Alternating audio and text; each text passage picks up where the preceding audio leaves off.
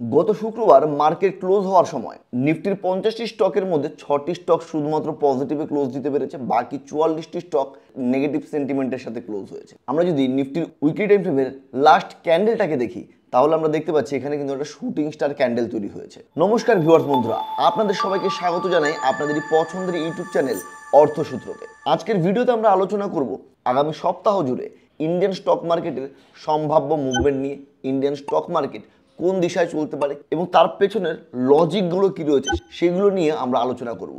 আর অবশ্যই সাপোর্ট এবং রেসিস্ট্যান্স লেভেলগুলো আপনাদের সাথে শেয়ার করা হবে, যার দ্বারা আগামীকাল একটা ভালো প্রফিটেবল ট্রেড আপনি সহজেই আইডেন্টিফাই করতে পারবেন। গত শুক্রবার নিফটির 50-এর ভেতর 44টি স্টক খুব বাজেভাবে মার খেয়েছে। আর আমরা যদি সেক্টর ওয়াইজ অ্যানালিসিস করি নিফটিকে, তো নিফটির এমন কোনো সেক্টর শুক্রবারে ছিল না যে সেক্টর সামান্যতম পজিটিভে ছিল।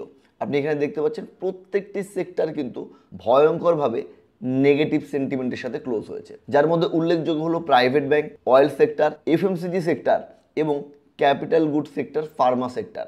নিফটির উইকলি টাইম ফ্রেমে আমরা বিয়ারিশ রিভার্সাল ক্যান্ডেল প্যাটার্ন দেখতে পাচ্ছি। আমরা যদি ব্যাংক নিফটিতে আসি, ব্যাংক নিফটিতেও বিগত 4 দিন ধরে লাগাতার ছোট ছোট রিভার্সাল ক্যান্ডেল প্যাটার্ন হতে দেখতে পাচ্ছিলাম। তো নিফটির সাথে সাথে ব্যাংক নিফটিতে কিন্তু দুর্যোগের হাতছানি রয়েছে। আর আমরা জানি ব্যাংক নিফটি যেরকম দিশাতে চলবে, ব্যাংক নিফটিকে ফিন নিফটি ফলো করবে। আগামী কয়েকটা দিন কিন্তু ইন্ডিয়ান স্টক মার্কেটের জন্য খুব একটা পজিটিভ ঠেকছে না। সাথে যুক্ত হয়েছে গাজা নিয়ে ইসরায়েল আর ইরানের যুদ্ধ। 14 এপ্রিলের এই নিউজটি দেখুন, যেখানে দাবি করা হয়েছে ইরান ইসরায়েলের ওপর 300-রও বেশি ড্রোন নিয়ে অলরেডি মিসাইল হামলা করেছে।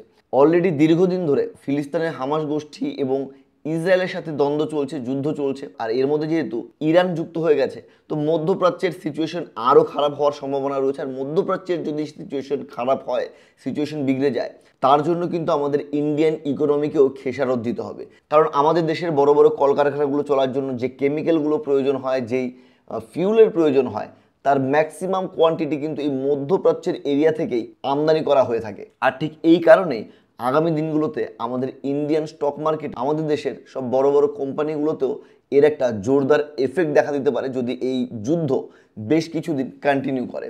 আশা করব এই ঝামেলার দ্রুত নিষ্পত্তি হয়ে যাক এবং সব স্বাভাবিক হয়ে আমাদের ইন্ডিয়ান ইকোনমি আরও একটা নতুন হাই পৌঁছুক আগামী কিছুদিনের ভেতর।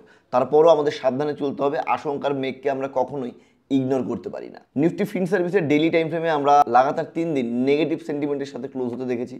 নিফটি ফিন সার্ভিসের যদি আমরা উইকলি টাইম ফ্রেমে আসি, উইকলি টাইম ফ্রেমে একটা ছোট্ট ক্যান্ডেল তৈরি হয়েছে, এটাকে শুটিং স্টার বলে আমরা কখনোই কনসিডার করতে পারি না। আরও একটা জিনিস আপনি এখানে দেখুন, নিফটি ফিন সার্ভিসে উইকলি টাইম ফ্রেমে একটা সুন্দর চার্ট প্যাটার্ন তৈরি হচ্ছে। একটা চ্যানেলের ভেতর দিক দিয়ে বারবার নিফটি ফিন সার্ভিস ওপরে ওঠার চেষ্টা করছে। আর যে ক্যান্ডেলটি তৈরি হয়েছে, এটা রেসিস্ট্যান্স জোনের খুব কাছে তৈরি হয়েছে।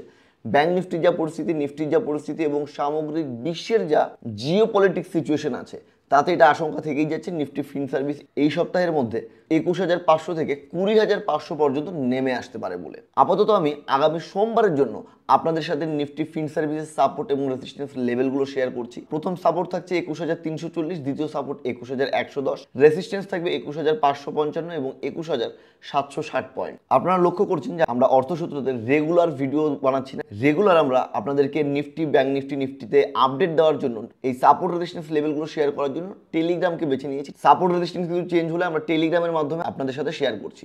সো ভিউয়ার্স বন্ধু, আপনাদের কাছে অনুরোধ থাকবে ইউটিউব চ্যানেলের সাথে সাথে অর্থসূত্র টেলিগ্রাম চ্যানেলটাকেও সাবস্ক্রাইব করে রাখার জন্য, এখানেও যুক্ত থাকার জন্য। নিফটি ফিন সার্ভিসের পরে এবার আমরা দেখব ব্যাংক নিফটির প্রাইস অ্যাকশন অ্যানালিসিস। ব্যাংক নিফটিতে আমরা ডেইলি টাইম ফ্রেমে দেখতে পাচ্ছি বিগত 4টে ক্যান্ডেল রিভার্সাল ক্যান্ডেল তৈরি হচ্ছে। আর এই রিভার্সাল ক্যান্ডেলের পর ওপরের দিকে একটা অলমোস্ট হ্যাঙ্গিংম্যান প্যাটার্নের লো ব্রেক করে নিচে এসে ক্লোজ দিয়েছে একটি ক্যান্ডেল।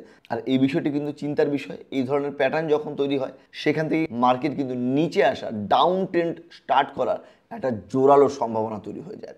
ডেইলির পর যদি আমরা উইকলি টাইম ফ্রেমেও ব্যাংক নিফটিকে দেখি, তো উইকলি টাইম ফ্রেমেও কিন্তু আমরা ওপরের দিকে একটা গ্রেভস্টোন দোজি প্যাটার্ন দেখতে পাচ্ছি। আর এই গ্রেভস্টোন দোজি ক্যান্ডেলটা কিন্তু মার্কেটকে প্রেসারে রাখার জন্য যথেষ্ট, ব্যাংক নিফটিকে আরও নিচে নামানোর জন্য যথেষ্ট। আপাতত ব্যাংক নিফটিতে সবচেয়ে ভালো সাপোর্ট জোন আমরা পাচ্ছি 47,750 থেকে 47,800 রেঞ্জের ভেতর। 47,750 থেকে 47,800 এই রেঞ্জের ভেতর ব্যাংক নিফটিতে সবচেয়ে ভালো আমরা আপাতত সাপোর্টের রেঞ্জ দেখতে পাচ্ছি।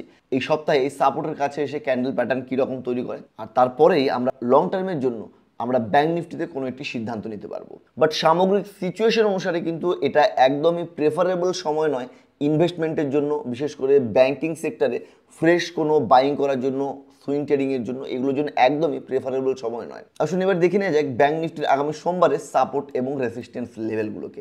আপনারা জানেন অর্থসূত্র শেয়ার করা সাপোর্ট রেসিস্ট্যান্স লেভেলগুলো কোনো বাচ্চার সাপোর্ট রেসিস্ট্যান্স লেভেল হয় না। এই লেভেলগুলো কতটা স্ট্রং হয়, কতটা দুর্দান্ত হয়। আগামী সোমবারের জন্য ব্যাংক নিফটির প্রথম সাপোর্ট 48,260 পয়েন্ট, দ্বিতীয় সাপোর্ট 47,780 পয়েন্ট, রেসিস্ট্যান্স থাকবে 48,640 এবং 49,080 পয়েন্টে। সাপোর্ট রেজিস্ট্যান্স লেভেলগুলোর সাথে ক্যান্ডেল প্যাটার্নকে ক্লাব করুন, ক্যান্ডেল প্যাটার্নকে দেখে তারপর ট্রেড আইডেন্টিফাই করুন।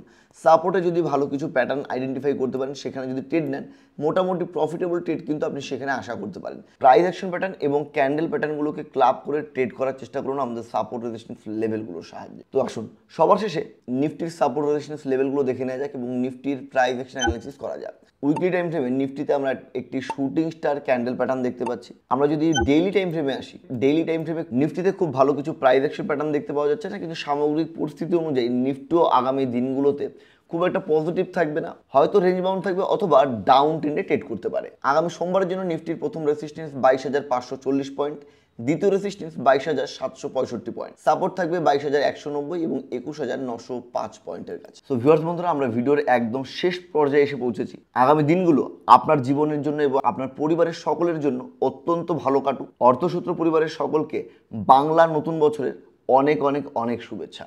আজকের ভিডিওটি যদি ভালো লাগে তাহলে অবশ্যই ভিডিওটিকে লাইক করবেন এবং এই ভিডিওটিকে শেয়ার করবেন পরিবারের সেই সমস্ত সদস্যদের সাথে যারা স্টক মার্কেটের ব্যাপারে শিখতে এবং জানতে আগ্রহী, তাও আবার আপনার নিজস্ব মাতৃভাষা বাংলা ভাষায়। ধন্যবাদ।